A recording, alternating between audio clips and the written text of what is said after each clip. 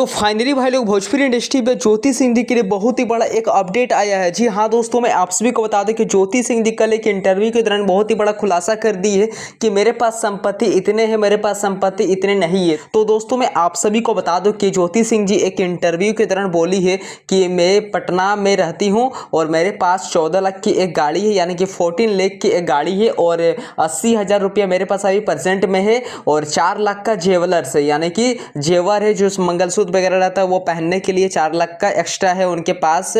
कुल मिला जुला कर देखा है तो जो कि 18,80,000 रुपया ज्योति सिंह के पास अभी प्रेजेंट में है। और हाँ दोस्तों, मैं आप सभी को बता दूं कि जो उनके पास अभी इतना जमीन जायदाद है, बलिया वाला, आरा वाला, वो सब का खुलासा नहीं की है। जैसा भी कुछ अपडेट आएगा मैं आप सभी को अपने चैनल की ओर से प्रोवाइड कर दूंगा। तो दोस्तों अभी आप लोग ज्योति सिंह का फाइनली संपत्ति सुन लिए होंगे और बहुत दिनों के बाद ऐसा टॉपिक मैं आप सभी को कवर कर पाया हूँ, बताया हूँ। तो चलिए मिलते हैं किस नेक्स्ट वीडियो को। आप सभी को वीडियो कैसा लगा प्लीज हमें कमेंट करके जरूर एक अपना ओपिनियन दीजिएगा और मेरे इस वीडियो को आप लोग कहां से देख रहे हैं वो भी थोड़ा बता दीजिएगा।